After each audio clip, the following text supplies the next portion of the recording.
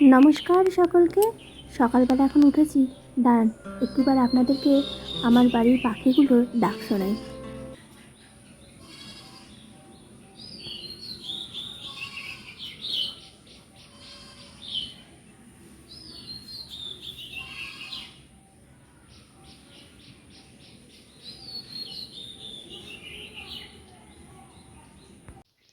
সকাল এখন 6টা বাজে, সোহাগ এখন উঠেছে। স্কুল আছে, মর্নিং স্কুল, তাড়াতাড়ি রেডি হয়ে নাও। তাড়াতাড়ি রেডি হয়ে নাও, হ্যাঁ, ব্রাশ করে নাও, নাহলে আবার ওদিকে দেরি হয়ে গেলে গেট বন্ধ হয়ে যাবে। চলো আসো আসো, গুড মর্নিং। ঠিক আছে। সকালে কি খাবে? কিচ্ছু খাবে না? কেন? একটু কিছু খেয়ে যেতে হয়। কিচ্ছু খাবে না? না না, একটু কিছু খেতে হয় জানো। একটু কিছু না খেয়ে গেলে সেই তো আসবে সেই কখন। আসো, চলে আসো।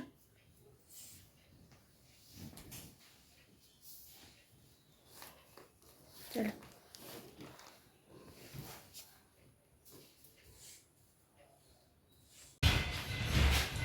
কখন থেকে স্কুল? সকাল থেকে, সকালবেলা থেকে। আচ্ছা, তাড়াতাড়ি স্কুল ছুটি হয়ে যাবে। আচ্ছা ঠিক আছে। এটা কি গরমের জন্য? কতদিন হবে? 1 মাস। 1 মাস সকালবেলা উঠতে হবে।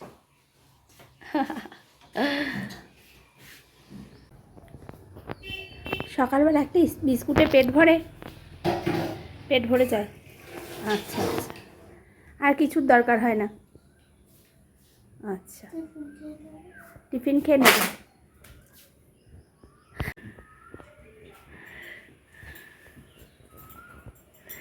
আর স্কুলে গিয়ে সব বন্ধুদের সঙ্গে দেখা হবে তো? আচ্ছা, বাড়িতে এসে গল্প বলবি? একটা বন্ধু যাবে না? কে? নম্রতা যাবে না? কেন? জানিস না? আচ্ছা ঠিক আছে। ঐশী? ঐশী যাবে? আচ্ছা আচ্ছা, ঐশী তোর বেস্ট ফ্রেন্ড তাই তো? তাই তো, দুজনাই বেস্ট ফ্রেন্ড। ও, তার মানে একজনে না গেলে একটু কষ্ট হয় তাই তো? কষ্ট হয় না? আচ্ছা আচ্ছা, তার মানে আরেকজনা থাকে সেই কারণে কষ্ট হয় না তাই তো?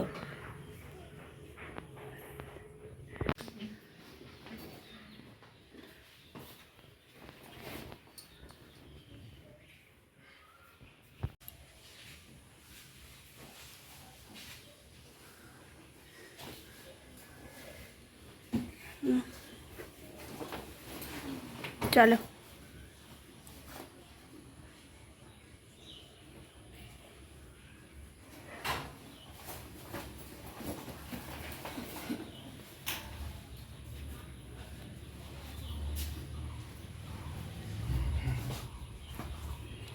আর স্কুলে আন্টি কী কী করাচ্ছে খুব সুন্দর করে লিখে নিয়ে আসবে, ঠিক আছে? টাটা। হ্যাঁ, আরেকবার।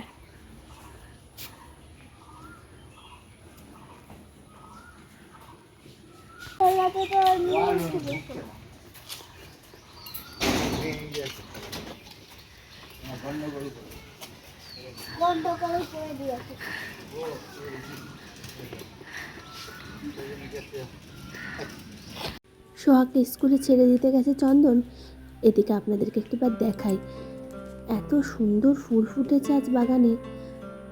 নয়নতারা থেকে শুরু করে জবা, আর বিভিন্ন কালারের জবা আমার বাড়িতে আছে। এই যে এটা যেমন গোলাপি, এই যে এটা যেমন লাল ভেলভেট টাইপের। দাঁড়ান নয়নতারাগুলো একটিবার দেখাই। দেখেছেন কত ফুল ফুটেছে একটি গাছে? এইরকম পাশেও একটি গাছ আছে, অসংখ্য ফুল ফোটে। দাঁড়ান আপনাদের একটিবার দেখাই, এত সুন্দর চতুর্দিকে ফুল ফুটেছে। কালকে তো বৃষ্টি হয়েছিল, সেই বৃষ্টির কারণে ঘাসগুলো পুরো ভেজা।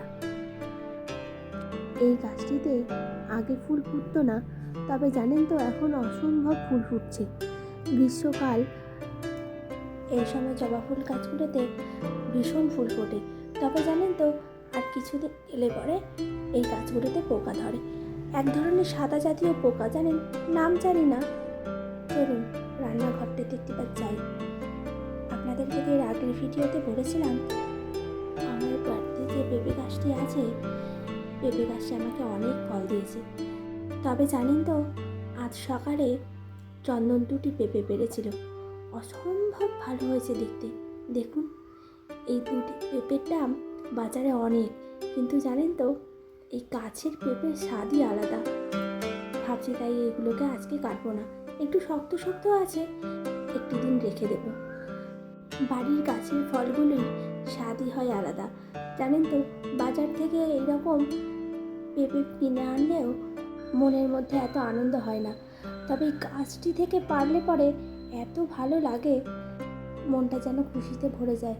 তবে জানেন তো এই পেঁপেগুলোকে রাখার পর করব 2 কাপ চা।